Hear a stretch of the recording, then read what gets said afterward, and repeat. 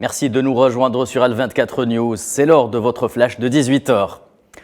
Le Premier ministre Ayman Ben Abdelrahman a pris part ce vendredi à Niamey aux travaux du 17e sommet extraordinaire de l'Union africaine sur l'industrialisation et la diversification économique en Afrique, ainsi que la zone de libre-échange continentale africaine ZLECAf, en sa qualité de représentant du président algérien Abdelmadjid Tebboune. Lors d'une allocution prononcée à cette occasion, Ayman Ben Abdelrahman a souligné l'entière disposition de l'Algérie et son engagement à adhérer aux démarches communes ainsi que son appui au renforcement de l'industrie et de l'industrialisation du continent africain. Les détails dans notre prochaine édition. En Tunisie, c'est l'heure H pour la campagne relative aux élections législatives qui auront lieu le 17 décembre prochain.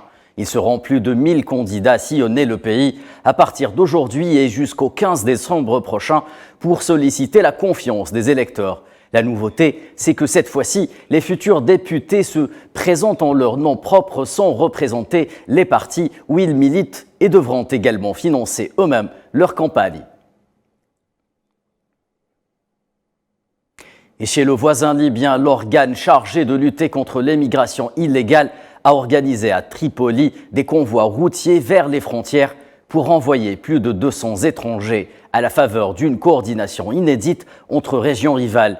Depuis plus d'une décennie, la Libye est devenue une plaque tournante pour des dizaines de milliers de migrants cherchant à gagner l'Europe par voie maritime. Sur les côtes grecques, une embarcation en détresse dans la nuit de lundi à mardi, avec des centaines de migrants à son bord, a accosté dans un port de l'île de Crète selon les gardes-côtes. Ces personnes ont été remorquées jusqu'au port, mais elles n'ont pas encore débarqué, avait déclaré une porte-parole des gardes-côtes. Flux migratoire toujours avec cette déclaration du haut-commissaire des Nations Unies pour les réfugiés, Filippo Grandi. Près de 200 migrants déjà décédés ou disparus depuis le début de l'année ont tenté de traverser la Méditerranée pour regagner l'Europe. Grandi, qui a justement appelé jeudi l'Union européenne à placer la sécurité et la solidarité au cœur de son action en Méditerranée et sur les autres routes migratoires. Et en Europe, justement, l'échec des négociations sur le plafonnement des prix de l'énergie russe est retentissant. Les 27 n'arrivent pas à dépasser les nombreux désaccords profonds qui minent la mise en place d'un tel accord. La situation de blocage qui en résulte a poussé Bruxelles à reporter la décision au 13 décembre prochain.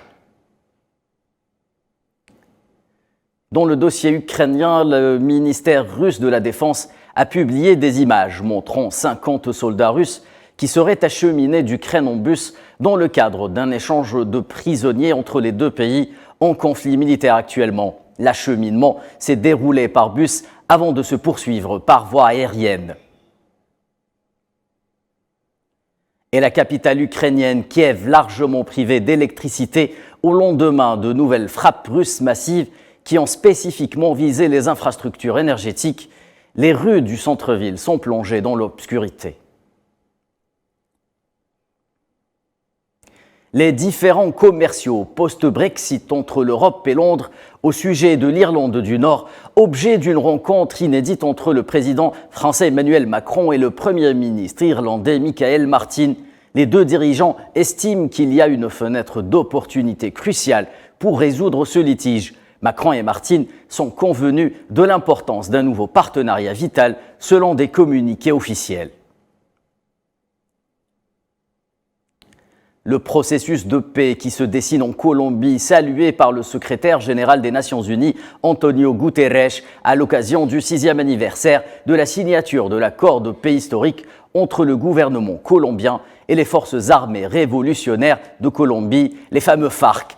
Guterres a souligné que les espoirs et les attentes d'une paix solide et durable n'avaient fait que croître aussi bien en Colombie qu'à l'étranger. C'est la fin de ce flash, je vous donne rendez-vous dès 18h pour une page complète de l'information sur Al24 News.